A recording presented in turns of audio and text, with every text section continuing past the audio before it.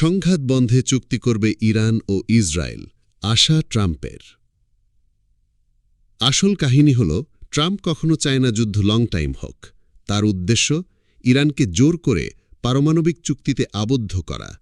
আজকে রাতে ইনশাল্লাহ এটা কী ধরনের চুক্তি এবং এখানে আমেরিকার কি লাভ রয়েছে সেই বিষয়ে বিস্তারিত বিশ্লেষণপূর্ণ আলোচনা করব রাত ৮টায়। সাবস্ক্রাইব করে সাথেই থাকুন। এখন বাকি খবরটুকু পড়ে নেই, চলুন। চলমান সংঘাত বন্ধে ইরান ও ইসরায়েল একটি চুক্তিতে পৌঁছাবে বলে আশা প্রকাশ করেছেন যুক্তরাষ্ট্রের প্রেসিডেন্ট ডোনাল্ড ট্রাম্প। সংঘাত বন্ধ করতে বহু পক্ষের মধ্যে ফোনে কথা হচ্ছে ও বৈঠক চলছে এবং তিনি নিজেই এই চুক্তিতে মধ্যস্থতা করবেন বলে জানিয়েছেন ট্রাম্প। যুক্তরাষ্ট্রের স্থানীয় সময় রোববার সকালে নিজের মালিকানাধীন সামাজিক যোগাযোগ মাধ্যম ট্রুথ সোশ্যালে একটি পোস্টে ট্রাম্প লিখেছেন, ইরান ও ইসরায়েলের একটি চুক্তিতে পৌঁছানো উচিত। দুই দেশ চুক্তি করবেহ, যেমনটা আমি ভারত ও পাকিস্তানের মধ্যে করিয়েছিলাম।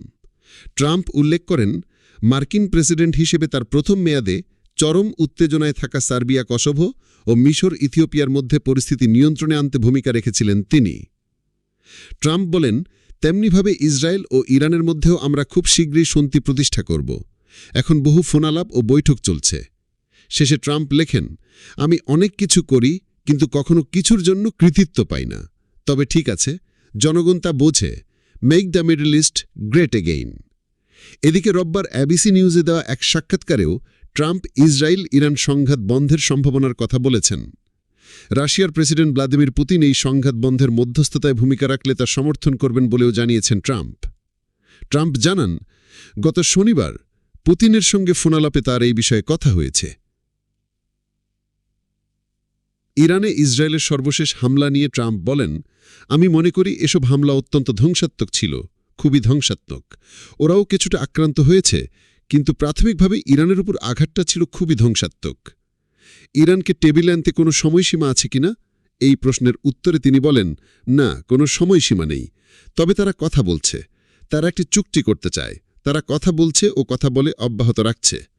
ওয়াশিংটন তেহরানের মধ্যে আলোচনা বাতিল হওয়া প্রসঙ্গে প্রশ্ন করা হলে ট্রাম্প বলেন, এটা আসলে সংঘাত বন্ধের আলাপকে আরও দ্রুত চুক্তি হতে সহায়তা করবে।